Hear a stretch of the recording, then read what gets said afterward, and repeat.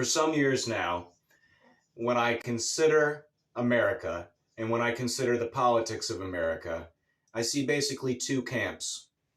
There's one camp that thinks they're working for an idea. And I agree that America is founded on ideas. And I agree that these ideas are worth fighting for, but they are worth fighting for irrespective of the existence of the American people. I care about the idea outside of the nationality, which is to say that if we're talking about liberty, respect for human rights, religious and political freedoms, the freedom to associate, the freedom to go around unmolested and unsurveilled by the powers that be, I support that everywhere. And I don't live in an idea, I live in a nation. And that's the second group of people.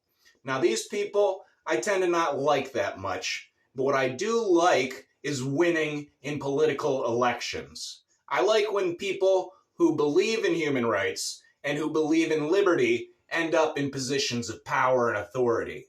And when I see ideas get in the way of good men getting into positions of authority, when I see speeches given by the Democratic Party, and I know with every speech they give, they're losing votes, I think, not the right thing to do. Now, I live in America, and America is a nation.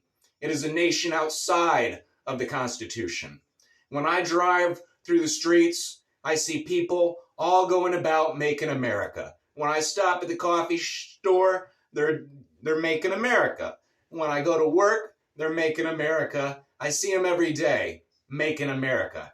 Now, Renan, he said that the nation is a daily referendum. That is, people wake up and they think, I keep being an American. I'll keep being a Frenchman. I'll send my kids to American schools to learn how to be Americans. I'll send my kids to French schools to learn how to be Frenchmen.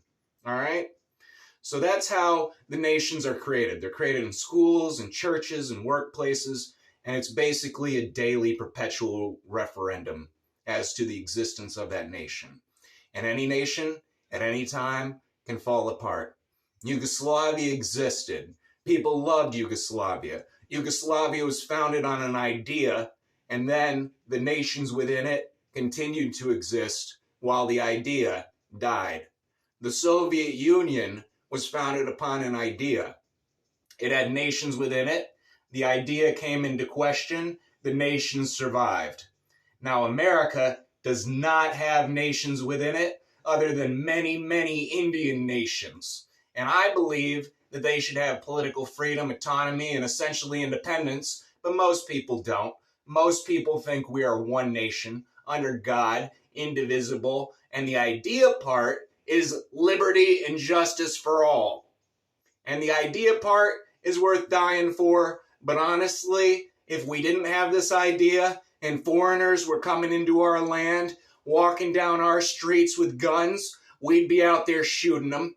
You don't fight for an idea, you fight for your neighbors, you fight for your cities and communities. So when I see the Democrats and other people saying the idea is more important than the nation, I go, I don't live in an idea, I live in a nation. And I'm committed to this nation continuing to exist. And for this nation to continue to exist, we have to elect people who understand that it's not just an idea. This isn't about going to college. This isn't about graduating with high marks. Anyone, the dumbest, the laziest people are still your countrymen. The bigots, the people who you disagree with strongly are still your countrymen. And we are in this place for the duration. We will have to live with each other. And most people hunger for peace and tranquility. They want the good things in life. They don't want the bad things in life. They don't want to argue over politics and religion. And back in the day, we didn't let them.